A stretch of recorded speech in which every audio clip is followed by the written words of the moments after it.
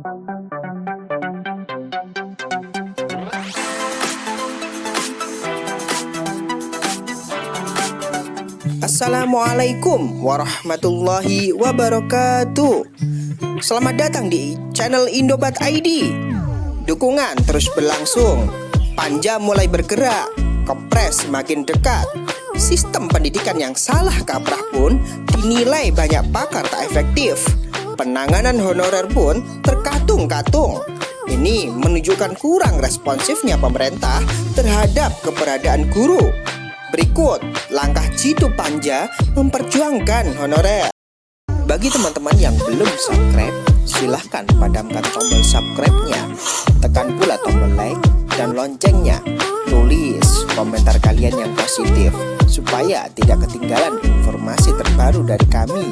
Bagikan bila berita ini bermanfaat untuk mendukung channel ini supaya lebih berkembang. Oke, lanjut.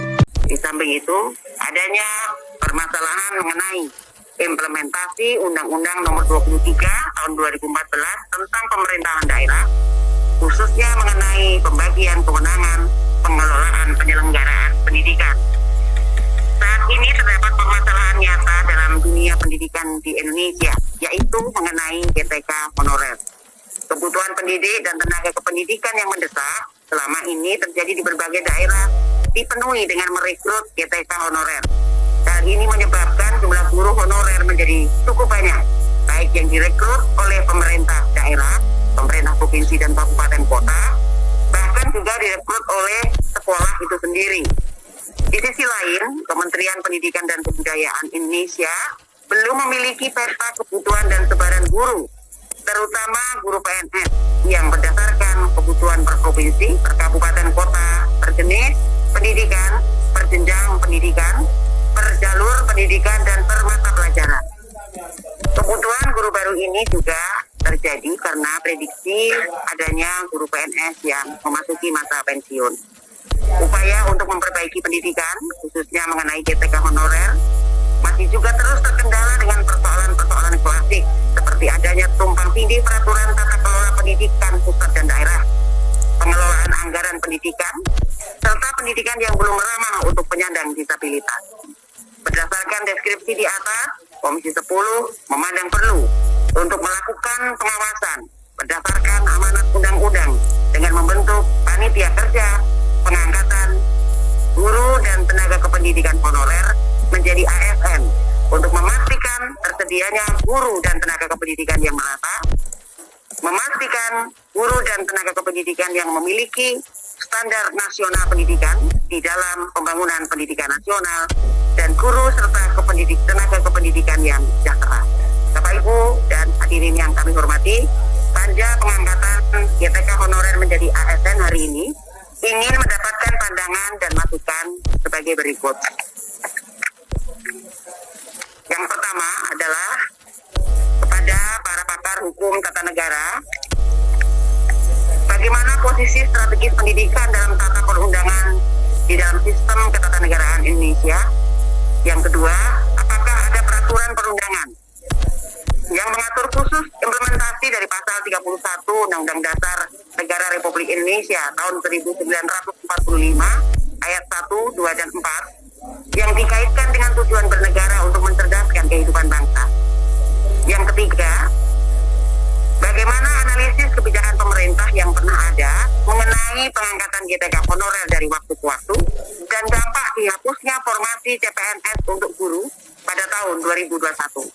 Yang keempat, bagaimanakah analisis peraturan perundangan yang menjadi dasar kebijakan dalam pengangkatan GTK honorer menjadi ASN? Kepada para pakar pemerintahan, kami mohonkan beberapa pendapat mengenai bagaimana peran GTK honorer dalam sistem pendidikan di Indonesia.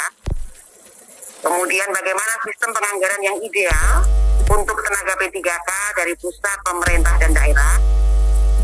Yang ketiga, apakah pemerintah dianggap sudah cukup untuk melakukan upaya dalam memfasilitasi penyandang disabilitas untuk mendapatkan pendidikan yang layak.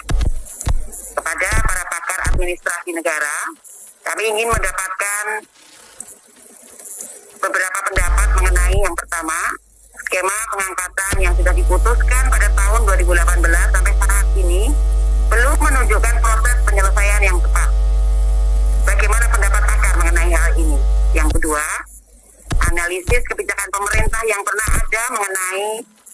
penetapan GTK honorer dari waktu ke waktu, dan dampak dihapusnya formasi CPNS untuk guru pada tahun 2021. Yang ketiga, apakah diperlukan tes kompetensi sumber daya manusia GTK honorer untuk menjadi persyaratan pengangkatan menjadi ASN? Yang keempat, bagaimanakah proses penyelesaian yang ideal untuk P3K dari tinjauan administrasi negara terkait kewenangan pemerintah pusat dan pemerintah daerah, mengingat P3K menjadi permasalahan yang berlarut-larut. Bapak Ibu hadirin yang kami hormati, itulah pokok-pokok pembahasan agenda RPPU hari ini.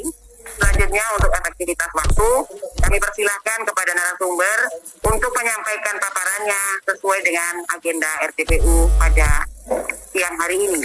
Namun sebelumnya kita perlu kesepakatan waktu. Sekarang pukul 9.45, Bapak Ibu, kita memiliki 5 narasumber, jika masing-masing dimohon untuk menyampaikan 10 sampai 15 menit. Tentu pada tahapan pertama ini kita akan paling tidak 1 jam 15 menit. Kemudian ada pertanyaan dan saran dari para anggota komisi, kita berjumlah 30 orang. Jika masing-masing 3 menit berarti ada 90 menit. Jadi 90 menit dan 90 menit, 180 menit, itu berarti sekitar 4 jam. Artinya cukup kalau jika kita bersepakat bahwa pada pukul 1.13 terlebih dahulu, 12 dulu, oke, pukul 12 dulu. Apakah teman-teman setuju? Terima kasih. Oh halo, rupanya ada Prof. Johar di sini. Keren loh, saya ditemani 3 orang di sini. Baiklah, kami persilakan untuk penyampaian paparan dan penjelasannya. Kita mulai dari Profesor Dr. Ana Erliana SHMH. Dipersilahkan, Prof. Terima kasih Ibu Ketua Sidang dan para anggota Dewan yang saya muliakan serta teman-teman narasumber. Saya kira tadi berurut dari HTM dulu, lalu tata pemerintahan terus administrasi negara. Ternyata saya lebih dulu. Paling tinggi jabatannya Profesor. Nah, di sini kita teman semua. Saya sudah memberikan bahan ke Ibu Retno. Apakah Ibu Retno bisa men-share screen atau saya sendiri yang men-share screen? Jadi sini saja Ibu. Oh ya, terima kasih. Niko sampun, sudah. Iya, sami-sami. Suwun, matur nuwun Ibu. Jadi kalau kita lihat peranan dari guru honorer itu sangat besar sekali. Saya bisa minta next lagi slide-nya. Ya, lanjut saja. Ya, jadi mereka itu semangat kerjanya tinggi sekali dan pekerjaannya lebih berat daripada yang guru PNS pada prakteknya. Ya. Ini kalau saya merefer ke belakang, waktu saya mahasiswa juga saya beberapa kali KKN ke daerah. Nggak usah sampai ke Papua, kita pikir di Jawa Barat saja masih banyak nasib-nasib guru yang sangat amat perlu kita perhatikan. Jadi ada satu sekolah yang hanya ada kepala sekolah merangkap guru 6 sekolah dengan status yang tidak jelas kepegawaian dia sendiri. Jadi kontribusi mereka tidak perlu kita ragukan lagi. Ya, oleh sebab itu ke depan mereka harus kita pikirkan dengan sangat keras dalam pemikiran kita bagaimana memajukan dan memfasilitasi mereka juga membangun kompetensinya. Lanjut. Ini ditopang dengan peraturan Menteri Pendidikan ini ya, nomor 1 2018 ya, tentang teknis bantuan yang dana POS itu ternyata kecil sekali untuk diberikan kepada guru-guru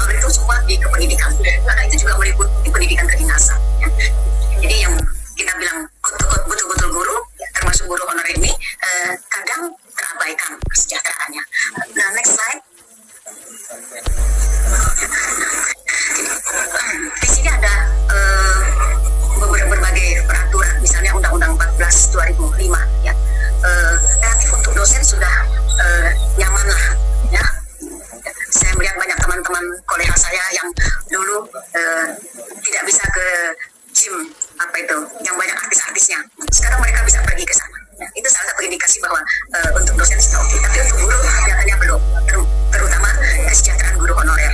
Karena kalau kita lihat ada berita mereka ada juga yang dibayar 50.000 bahkan tidak mencapai 1 juta paling tinggi. Lalu di undang-undang Gurdos itu ada sertifikasi profesi guru, tapi itu tidak menyentuh mereka karena statusnya honorer, tidak sampai menyentuh mereka. Kemudian terbit lagi peraturan pemerintah nomor 48 2005 yang untuk peraturan pemerintah nomor 56 2012 tentang pengangkatan guru honorer, tapi ini sudah dihentikan. Next slide. Untungnya ada pemerintah daerah itu diberikan kewenangan melalui Undang-Undang 32 tentang pemerintahan daerah.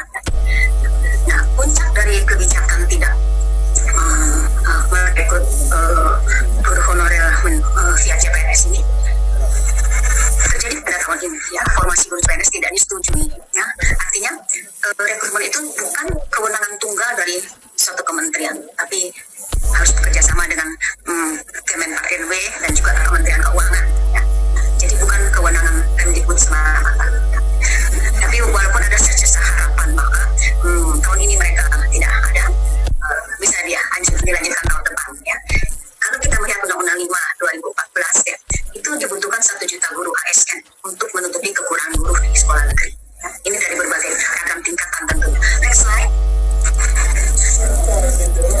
Kita lihat jumlah guru di sekolah dibutuhkan sekitaran 2 jutaan dan ini sudah terisi dari berbagai variabel ya. Yang PNS 1 jutaan, yang honorer 700-an, dan CPNS 2019 itu dan P3K sekitar 84.000. Jadi jumlahnya masih kecil sekali ya.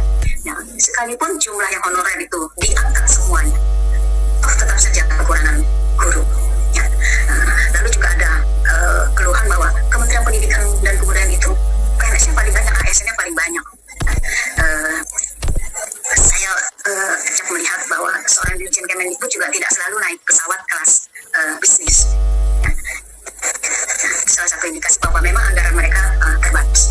Nah, lalu dari 437.000 atau sekitar 59% guru honorer di sekolah negeri telah berusia di atas 35 tahun. Next slide. Kemudian kita lihat bahwa rekrutmen guru P3K sebagai kebijakan keberpihakan terhadap guru honorer di sekolah negeri. Ya, tapi keberpihakan yang seperti apa? Tadi bahwa undang-undang guru dan dosen belum menyentuh mereka walaupun ada sertifikasi. Komponen kebijakan keberpihakan tersebut diatur pada Undang-Undang 5 2014 yang meliputi berbagai hal seperti penilaian kinerja, sistem penggajian dan tunjangan, pengembangan kompetensi, penghargaan. Jadi status mereka juga dulu dinaikkan, baru mereka memperoleh kenikmatan-kenikmatan ini. Sepanjang mereka masih honorer, tidak akan tersentuh perbaikan-perbaikan oleh berbagai peraturan. Bagi para guru honorer yang harus menjadi guru PPK pada tahun ini, yang memiliki usia di bawah juga 35 tahun, tetap dapat melamar formasi CPNS. Nah, ini yang perlu juga anggota Dewan yang terhormat memikirkan bahwa mungkin perlu terobosan bahwa untuk guru jangan 35 lah, boleh nggak kita rubah 40 tahun misalnya ya. Oke, lanjut. Next slide. Guru swasta juga diperbolehkan mendaftar menjadi guru P3K sekolah negeri karena apa? Tujuan utama pembukaan seleksi guru PPK adalah untuk memenuhi kebutuhan serta meningkatkan kesejahteraan guru-guru yang kompeten, namun belum dibayar dengan layak. Bahkan di bawah UMR kebanyakan dan mayoritas di bawah UMR. Hubungan kerjanya tidak jauh beda antara posisi mereka sekarang dengan kalau mereka menjadi masuk dalam rekrutmen itu. Dan kita melihat bahwa ada respon tes ASN P3K, ternyata guru-guru sekolah ini 73% tidak respon, sehingga sulit juga untuk pemerintah ya, walaupun sudah dipublish ya. Saya yakin usaha keras pemerintah sudah ada untuk mempublish ini, mensosialisasikan, tapi kok kurang dimanfaatkan ya. Mungkin juga kalau sudah puluhan tahun mereka mengambil, lalu mereka menganggap angin surga saja, bisa saja ada pandangan seperti itu ya. Lanjut, next slide. Seleksi guru ASN PPK